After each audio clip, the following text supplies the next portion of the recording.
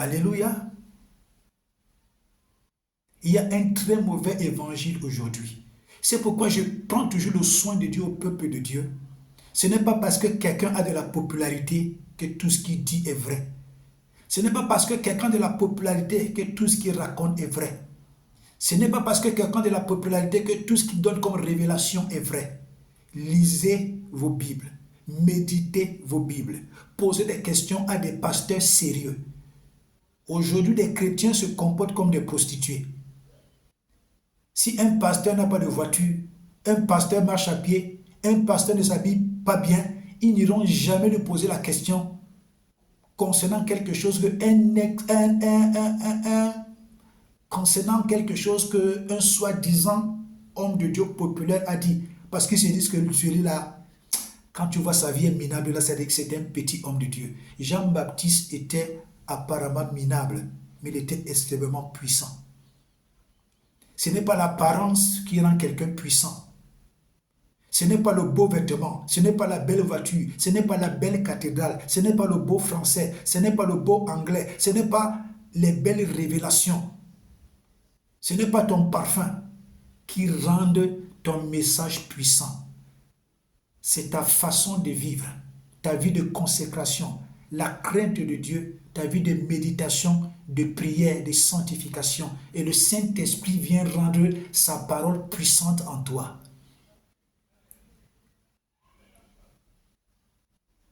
Je connais des pasteurs qui ne s'habillent pas. Je connais des pasteurs qui n'ont pas de voiture, mais ils sont puissants. Moi, je n'ai pas de voiture, mais tu ne peux pas me tromper. Je n'ai pas une grande cathédrale, je n'ai pas une cathédrale, mais tu ne peux pas me tromper. Je ne m'habille pas bien, mais tu ne peux pas me tromper. Tu ne peux pas. Parce que j'ai été bien enseigné. J'ai été bien entouré. J'ai été bien coaché. Et Dieu a permis que je rencontre toujours, il a mis toujours sur mon chemin des personnes qui étaient bien enseignées, des personnes qui étaient bien formées, des personnes qui étaient qualifiées à transmettre le potentiel qu'ils avaient. Alléluia.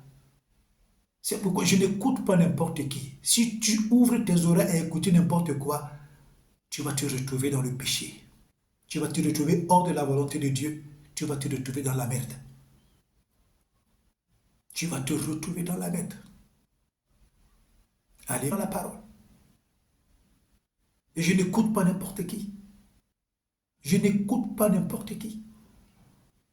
Je ne permets même pas que mes oreilles écoutent n'importe quoi. La foi vient de ce qu'on entend. Et je ne veux pas que quelque chose de sale rentre dans mon esprit. Ah oui, Dieu dit qu'il nous aime d'un amour de jalousie à cause de l'esprit qu'il a mis en nous. Donc quand nous mettons dans notre esprit, parce que nous écoutons de la saleté, ça irrite Dieu. Alléluia. Bien-aimé dans le Seigneur, si tu te laisses tromper, tu seras trompé. Si tu veux écouter n'importe qui, rassure-toi, tu seras trompé quelque part. Si tu fais confiance à quelqu'un parce qu'on l'appelle homme de Dieu, femme de Dieu, si tu fais confiance à quelqu'un ou à quelqu'un parce qu'on l'appelle la femme ou l'homme qui a des révélations, ou alors il s'habille bien, ou alors il a une belle cathédrale, ou alors il a une belle maison, tu seras déçu. Jean-Baptiste ne ressemblait à rien. Paul ne ressemblait à rien. Pierre ne ressemblait à rien. Élisée ne ressemblait à rien. Moïse ne ressemblait à rien. Mais c'était des gens extrêmement puissants. Alléluia. Donc, j'aimerais dire à quelqu'un, il y a des gens, j'entends souvent des expressions, certains hommes de Dieu qui disent, Dieu est souverain. Seulement parce qu'il veut justifier sa connerie, il veut justifier sa bêtise, il dit, en tout cas, Dieu est souverain. Non, Dieu est tenu par sa parole. Dieu est tenu par sa parole. C'est pourquoi Jésus a dit, cette parole que vous rejetez, c'est elle qui va vous juger au dernier jour. Donc, tout acte que tu poses, c'est la parole que Dieu va sortir. Qu'est-ce que Jésus pensais de ce que tu as posé, qu'est-ce que Jésus aurait fait à ta place? Est-ce que Jésus appréciait ce que tu fais? Est-ce que Jésus n'appréciait pas? Aujourd'hui, nous voyons dans l'Église des hommes de Dieu qui divorcent et se remarient. Nous voyons des femmes, des servantes de Dieu, divorcent ici et se remarient. C'est de l'abomination. Je vous dis, s'il y a quelque chose qui met Dieu en horreur, il y a l'idolâtrie, il y a l'adultère. Et il y a aussi, Dieu a dit que je hais la répudiation. Il y a aussi répudier sa femme ou répudier son mari. Ce sont des choses que Dieu hait. Et alors aujourd'hui, les gens veulent justifier du n'importe quoi avec des expressions comme le mari de la destinée, la femme de la destinée. Ça, c'est du banditisme sexuel. C'est de la prostitution émotionnelle. C'est de la prostitution ecclésiastique. C'est de la prostitution charismatique. Ah oui. On prend des versets bibliques et on en fait toute une fémania pour conduire les enfants de Dieu dans le péché. Bien-aimés dans le Seigneur, j'aimerais que vous lisiez, non, lisons ensemble, ça va faire du bien à tout le monde. Lisons ensemble, ça va faire du bien à tout le monde.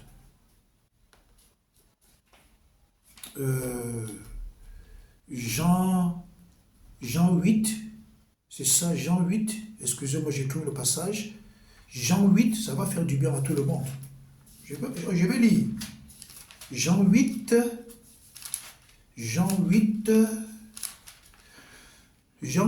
versets 15 et 16. Qu'est-ce que ça dit? Jean 8, versets 15 et 16.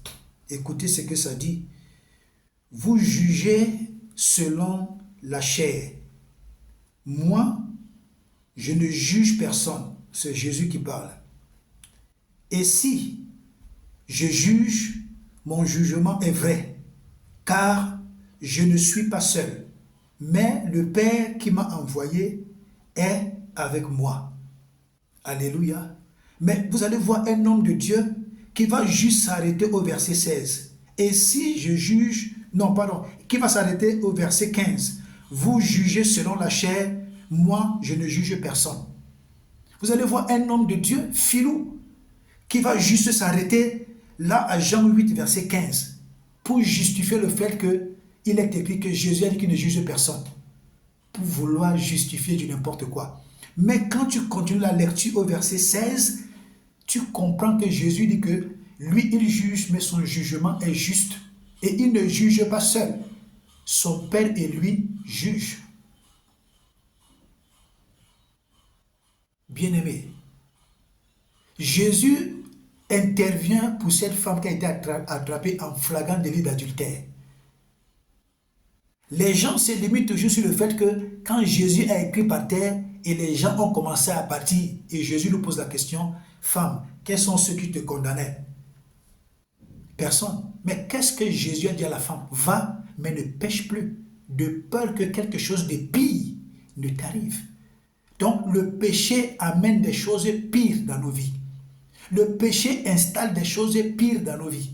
Le péché installe des choses désagréables dans nos vies. Le péché nous conduit à des choses, à la mort. Aujourd'hui, les hommes de Dieu ne veulent pas prendre le courage de parler, de condamner ouvertement le péché de peur qu'ils vont perdre les membres. Mais si tu as 5000 membres et que toi-même tu te prépares à partir en enfer parce que Dieu va te réclamer le fait que tu n'aies pas proclamé la vérité.